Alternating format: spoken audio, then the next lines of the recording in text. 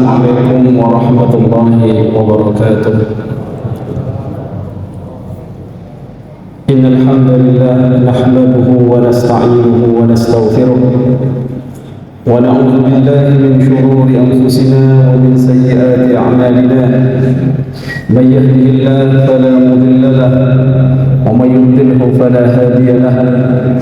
أشهد أن لا إله إلا الله وأشهد أن محمدا عبده ورسوله لا نبي بعده. اللهم صل وسلم وبارك وكرم على حبيبنا وشفيعنا وقرة أعيننا محمد وعلى آله وصحبه وسلم تسليما كثيرا. أما بعد ikhwatal iman jemaah sekalian, alhamdulillah, mari kita senantiasa bersyukur kehadirat Allah Subhanahu wa taala atas segala nikmat yang telah Allah berikan terhadap kita, terkhusus nikmat iman, nikmat Islam, nikmat kesehatan dan nikmat umur panjang sehingga malam hari ini kembali kita diberikan oleh Allah kemudahan untuk bisa melaksanakan qiyam Ramadan, melaksanakan sholat isya berjamaah dan melanjutkannya dengan tarawih. Semoga amal kita, sholat kita, qiyam Ramadan kita diterima oleh Allah Subhanahu wa taala. Amin. Allahumma amin. Ikhwatal iman jemaah sekalian, Allah Subhanahu wa taala mewajibkan kepada kita ibadah puasa.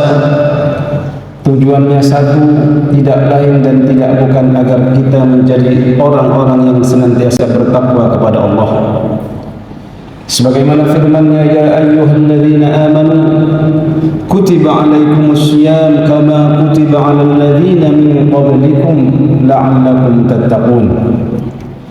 Wahai orang-orang yang beriman, diwajibkan kepada kalian sebagaimana diwajibkan kepada umat-umat sebelum kalian berpuasa di bulan Ramadan, agar kalian senantiasa menjadi orang-orang yang bertakwa kepada Allah.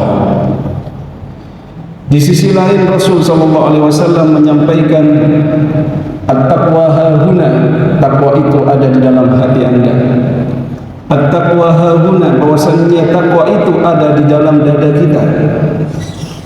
Maka yang harus kita temukan korelasi antara firman Allah la'allakum tattaqun, dengan berpuasa kita menjadi orang yang bertakwa, dengan bagaimana memahami takwa itu ada dalam dada kita. Sedangkan biasanya orang-orang yang berpuasa itu yang merasakan efeknya secara langsung terkadang anggota tubuh yang lain, baik itu lehernya, kerongkongannya yang kering karena haus, atau perutnya yang lapar. Kemudian ikhwatal iman, setelah kita merenung dan kita akan mendapatkan bahwasannya takwa itu artinya menjalankan semua perintah Allah, menjauhi larangan-larangannya, dan biasanya manusia itu terjerumus dalam kemaksiatan dan dosa dikarenakan ajakan hawa nafsunya. Nafsu bisa nafsu perut, di mana orang makan makanan yang diharamkan, entah dia ini bekerja dengan cara yang haram atau mendapatkan harta dengan cara yang haram untuk memenuhi nafsu perutnya. Atau juga ada larangan wala taqrabuz zina, jangan engkau dekati zina, baik itu zina mata atau zina telinga atau zina yang lain, yang puncaknya ditentukan oleh kemaluan dari setiap seseorang hamba, dan itu diwakili oleh nafsu farji. Maka Ramadan ini ikhwatal iman, salah satu madrasah, salah satu pendidikan tarbiyatun nufus. Bagaimana Allah ingin mengingatkan kepada kita secara langsung dengan syariat puasa ini, bahwasannya engkau adalah hamba Allah, harus taat kepada Allah. Apa yang Allah perintahkan, apa yang Allah larang, harus kita mengatakan sami'na wa ata'na. Begitu juga tatkala kita berpuasa, di siang hari kita tidak bisa makan, tidak bisa minum, bahkan tidak bisa melakukan hubungan suami istri, walaupun itu biasanya dihalalkan. Harapannya adalah setelah kita sebulan ini, atau bahkan sebelum sampai genap sebulan, kita telah menyadari dan kita telah bisa menundukkan nafsu kita agar kita tidak menjadi abdul hawa, tidak menjadi hambanya nafsu, tetapi kita menjadi Abdullah, hambanya Allah yang bisa mengontrol dan mentazkiyah nafsunya. Karena sebuah amanah yang besar di hadapan Allah Subhanahu wa taala. Nantinya tatkala kita mempertanggungjawabkan apa yang kita perbuat, apa yang diajak oleh nafsu ini, apakah dia masih menjadi nafsu yang ammaratun bisu, yang senantiasa kita turuti setiap ajakan-ajakan kemungkaran yang darinya, sehingga walaupun di Ramadan bisa jadi orang masih terjerumus dalam kemaksiatan dan dosa. Walaupun sabda Nabi mengatakan, "Idza jaa Ramadan futihat abwabul jannah wa ghulqat abwabu jahannam wa suffidatisy syayatin." Jikalau Ramadan sudah tiba, dibuka pintu-pintu surga, ditutup pintu-pintu neraka. Sebagai bentuk rahmat Allah dibuka selebar-lebarnya. Sebagai bentuk pintu taubat Allah dibuka bagi mereka yang ingin bertaubat kepadanya. Dan di sisi lain dikerangkenglah syaitan-syaitan yang menggoda. Namun jikalau masih ada yang terjatuh kepada kemaksiatan, fala talumanna illa nafsak. Jangan engkau caci, jangan engkau kambing hitamkan syaitan, tetapi cacilah dirimu sendiri, salahkan dirimu sendiri, karena engkau sedang dikuasai oleh nafsumu. Ada juga orang yang sudah menjadikan nafsunya sebagai Tuhannya, sehingga dia tidak menyembah kepada Allah, atau bahkan tidak mengakui keberadaan Tuhan sekalipun. Sehingga dalam firman-Nya Allah Subhanahu wa taala mengatakan dalam firman-Nya, "Afara'aita man ittakhadha ilahahu hawah?" Tidakkah kalian melihat ada seorang manusia itu yang menjadikan nafsunya sebagai Tuhannya? Na'udzubillahi min dzalik. Ikhwatul iman jemaah sekalian, oleh karenanya penting bagi kita untuk memahami puasa ini dengan makna yang seluas-luasnya.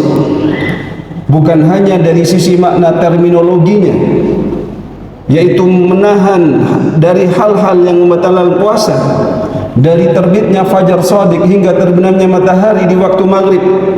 Tetapi juga kita harus memahami definisi puasa dari sisi bahasa, yaitu al-imsak.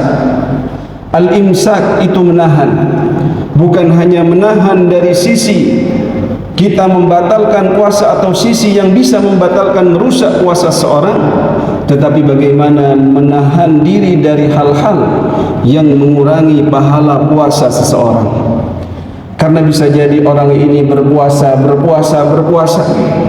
menahan laparnya, menahan hausnya, tetapi tidak mendapatkan apa-apa di sisi Allah. Hanya dia dapatkan lapar dan dahaga saja. Kenapa demikian? Karena panca inderanya dia tidak berpuasa.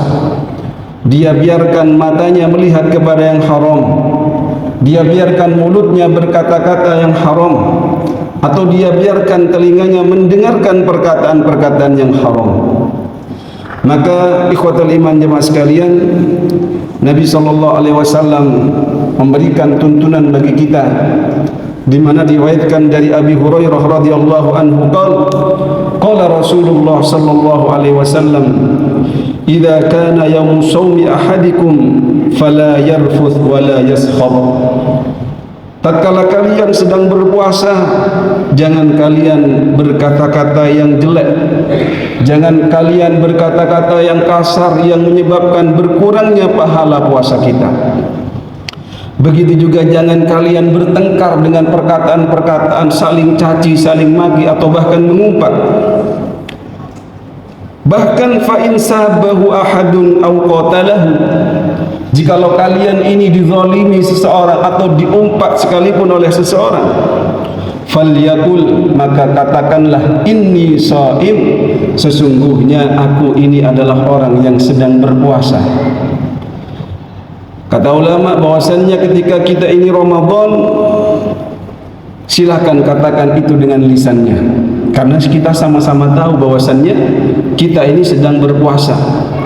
Dan sekaligus memperingatkan kepada saudara kita, mungkin pasangannya, mungkin anaknya, mungkin tetangganya, ketika terjadi perselisihan di antara kita, lalu kita sampaikan, ini shaim, aku ini poso. sehingga dia ingat, oh ya, ini Ramadan, ini sedang berpuasa. Tidak layak bagi orang yang berpuasa dalam kondisi ibadah dari terbitnya fajar hingga terbitnya matahari melakukan hal-hal yang dilarang oleh Allah, sedangkan dia dalam beribadah kepada Allah Subhanahu wa ta'ala. Atau setelah Ramadan mungkin kita sedang berpuasa sunnah, maka tatkala itu cukup diingatkan dalam hatinya agar tidak timbul rasa riya ingin menunjukkan bahwasannya saya berpuasa. Cukup diulang-ulang dalam hatinya, ini shaim, ini shaim, ini shaim. Saya sedang berpuasa, saya sedang berpuasa. Jikalau ada orang yang mendolimi atau bahkan mengumpat sekalipun, jangan dibalas.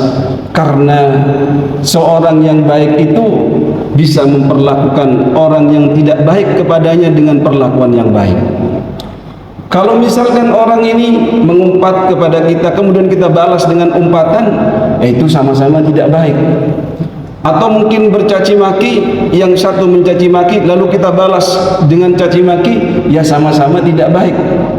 Maka orang yang berpuasa tidak demikian, karena dia sepanjang hari sedang beribadah kepada Allah Subhanahu wa ta'ala. Sebagaimana kita sholat, kita beribadah kepada Allah, maka kita tercegah dari hal-hal yang mungkar. Ikhwatul iman jemaah sekalian, ini menunjukkan bahwasannya dalam ibadah puasa ini mengandung makna bagaimana kita bisa menahan nafsu kita, panca indera kita, bukan hanya saja menahan dari haus dahaga atau lapar. Allah Subhanahu wa ta'ala melalui nabinya menyampaikan, man lam yada' qawla zuri wal amal bih falaysa lillahi hajatun fi ayyada'a ta'amahu wa syarabah. Rawahul Bukhari. Orang yang berpuasa meninggalkan makan, minum dan lain sebagainya, namun di sisi lain dia masih berbohong, mengumpat, caci maki, namimah, ghibah atau berhasad sekalipun, maka Allah tidak butuh dari orang ini untuk dia berpuasa dalam artian dia rela meninggalkan makannya, minumnya, namun dia tidak meninggalkan apa-apa yang Allah haramkan dari sisi lisannya, dari sisi matanya, dari sisi hatinya. Maka di antara kita sama-sama berpuasa, namun kualitasnya berbeda di sisi Allah. Bisa jadi yang satu ini puasanya kualitasnya sangat-sangat spesial. Bisa jadi yang satu ini puasanya hanya sekedar menahan lapar dan hausnya saja. Maka dari itu sudah menjadi kewajiban kita untuk berusaha terus mendapatkan kedudukan tertinggi di sisi Allah, sehingga harapannya adalah kita bisa masuk surganya, di mana Allah Subhanahu wa ta'ala menyiapkan bagi mereka orang-orang yang senantiasa berpuasa, yaitu pintu surga yang bernama Rayyan, di mana tidak ada yang berhak masuk ke dalam surga ini melalui pintu tersebut kecuali orang-orang yang dia ini mau berpuasa. Dan puasa ini bagian dari kedekatan kita dengan Allah, bagian kita melatih kesabaran kita, bagian kita menghadirkan muraqabah, senantiasa diawasi dan merasa terus berihsan, yaitu beribadah seakan-akan kita melihat Allah Subhanahu wa ta'ala, dan juga kita meyakini bahwasannya dalam tindak tanduk ibadah kita, kita senantiasa diawasi oleh Allah Subhanahu wa ta'ala. Semua kita diberikan oleh Allah kemudahan untuk menjalankan puasa ini dengan sebaik-baiknya, sehingga hadir dalam hati kita hati yang sabar, hati yang bisa menahan amarahnya, sehingga surga yang sudah diciptakan untuk orang-orang yang bertakwa ini benar-benar kita raih dan benar-benar kita dapatkan janji Allah, uiddat lil muttaqin, di mana surga itu disiapkan oleh Allah bagi hamba-hambanya yang bertakwa. Dan salah satu ciri-ciri orang yang bertakwa adalah wal kadhiminal ghaidha wal 'afina 'anil nas, yang bisa menahan amarahnya dan bisa memaafkan manusia di sekelilingnya. Bahkan dikatakan orang yang kuat laisa syadidu bisur'ah, bukanlah orang yang kuat itu yang kalau dia bergulat menang, tetapi innamasyadid may yamliku nafsahu 'indal ghadab. Sesungguhnya orang yang kuat itu adalah orang yang tatkala dia ini marah tetapi bisa dia ini menahan nafsu amarahnya, bisa meredam marahnya, apalagi memang marah itu dilarang. Tatkala orang meminta wasiat kepada Nabi, "Ausini, berikan aku wasiat ya Rasulullah." Rasul mengulang-ulang dengan perkataannya dalam sabdanya, "La taghdab, la taghdab, la taghdab." Jangan marah, jangan marah, jangan marah. Bahkan dikatakan la taghdab falakal jannah, jangan marah maka surga untukmu. Semoga kita diberikan oleh Allah kemudahan untuk bisa menguasai nafsu kita, amin Allahumma amin. Di Ramadan yang mulia ini semua rahmat Allah berikan dan bahkan pintu taubatnya dibuka selebar-lebarnya bagi hamba-hambanya yang mau bertaubat kepadanya. Subhanakallahumma wa bihamdika asyhadu an la ilaha illa anta nastaghfiruka wa natubu ilaik. Mohon maaf atas segala kekurangan, semoga bermanfaat khususnya bagi yang menyampaikan. Assalamualaikum warahmatullahi wabarakatuh.